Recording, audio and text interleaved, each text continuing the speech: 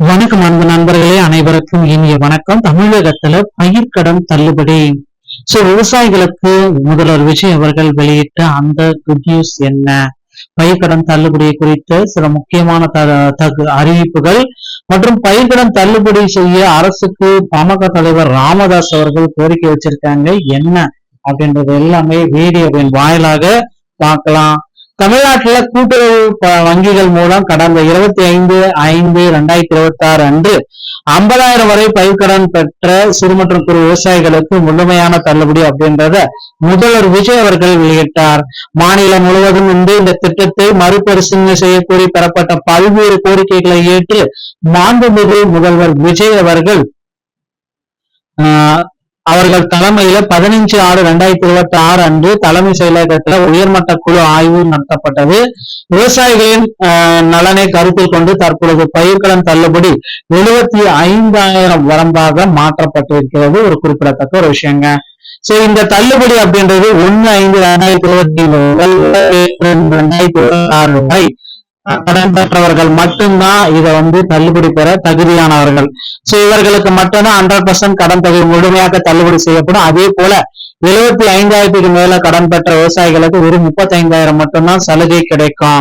இந்த மாற்றத்தின் மூலம் கடந்த நிதியாண்டில் பயிர்க்கடன் பெற்ற ஒட்டுமொத்த விவசாயிகள் கணிசமாக பலன் அடைவதோடு எதிர்வரும் சாகுபடி பருவத்திற்கு புதிய கடன்களை பெறுவதற்கும் இந்த பெரும் உதவியாக அமையும். இந்த அரசின் புதிய விவரிக்கப்பட்ட திட்டத்தின் கீழே 14.43 லட்சம் விவசாயிகள் இதுல பயனடைகிறாங்க. இதற்காக தமிழக அரசுக்கு 5,932 கோடி நிதி செலவினம் ஆகும் அப்படின்றத குறிப்பிடுறாங்க. ஓகேங்களா? இப்ப பாத்தீங்கன்னா தாவேக தேர்தல் வாக்குறுதிகள் அளிக்கப்பட்டிருக்கவாறு சிறு மற்றும் குறு விவசாயிகள் பயிர்க்கடனை முழுமையாக தள்ளுபடி செய்ய வேண்டும் என பாமக தலைவர் அன்புமணி வலியுறுத்தியிருக்கிறார். இது குறித்து அவர் வெளியிட்டுள்ள சமூக வலைதள பதிவுல கூட்டுறவு வங்கிகளில் விவசாயிகள் வாங்கிய கடன் பயிர்க்கடன் முழுமையாக தள்ளுபடி செய்யப்படாததால் ஏற்பட்ட மன உளைச்சலை நாகை தலைஞாயிறு அடுத்த குறிஞ்சிமுலை கிராமத்தை சேர்ந்த சோமசுந்தரம் என்ற விவசாயி உயிரிழந்தார் என்ற செய்தியிலிருந்து அதிர்ச்சியும் வேதனையிடமே சோமசுந்தரத்தை இறந்து வாழும் அவர்கள் குடும்பத்தினருக்கு ஆழ்ந்த இரங்கலை அனுபவத்தையும் தெரிவித்துக் கொள்கிறார் அப்படின்னு சொன்னாரு. சிறு மற்றும் குறு விவசாயிகள் சோமசுந்தரம் அங்குள்ள கூட்டுறவு வங்கிகளை தமன் நிலத்தை அடகு வைத்து 85,000 விவசாய கடன் வாங்கினார். தமிழ்நாட்டில் தாவேக ஆட்சிக்கு வருவதை தொடர்ந்து வேளாண் கடன் தள்ளுபடி செய்யப்படும் என எதிர்பார்த்தார். ஆனால் இருமுறை கடன் அறிவிப்பு வெளியிடப்பட்ட போது 75,000 வரையிலான கடன்கள் மட்டுமே தள்ளுபடி செய்யப்பட்டன. விவசாயி சோமசுந்தரம் வாங்கிய கடன் முழுமையாக தள்ளுபடி செய்யப்படவில்லை. எனவே அவர் கடுமையான மன உளைச்சலுக்கு ஆளானார். உழவர்களின் பயிர்க்கடனை முழுமையாக தள்ளுபடி செய்ய வேண்டும் என திடீரென போராட்டங்களும் நடத்தப்பட்டது.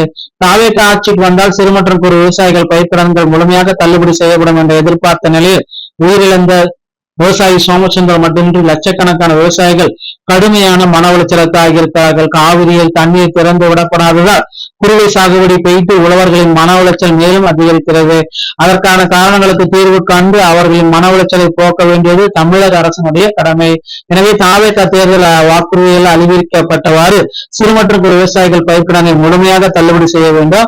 மன உளைச்சலால் உயிரிழந்த விவசாயி சோமசுந்தர குடும்பத்திற்கு 25 லட்சம் இழப்பீடு வழங்க வேண்டும் அப்படின்றதையும் ஒரு கோரிக்கை வச்சிருக்காங்க. பொறுத்து நம்ம பார்க்கலாம். இந்த மாதிரி தகவல்களை நீங்க உடனுக்குடன் தெரிஞ்சுக்கணும் அப்படின்னு நினைச்சீங்கன்னா நீங்க நம்முடைய சேனலோடு இணைந்திருங்கள். பயிர்க்கடன் தள்ளுபடியில மாற்றப்பட்ட பட்டியல் பாத்தீங்கன்னா தமிழக பட்ஜெட் இடைக்கால பட்ஜெட்ல ஆகஸ்ட் 5ஆம் தேதி வெளியாகும் அப்படின்றது அதை பார்க்கலாங்க. வீடியோ பிடிச்சிருந்தா நீங்க நம்முடைய சேனலோட இணைந்திருங்கள். நீங்க நல்ல தகவலை நாங்கள் சந்திக்கிறோம். நன்றி, வணக்கம்.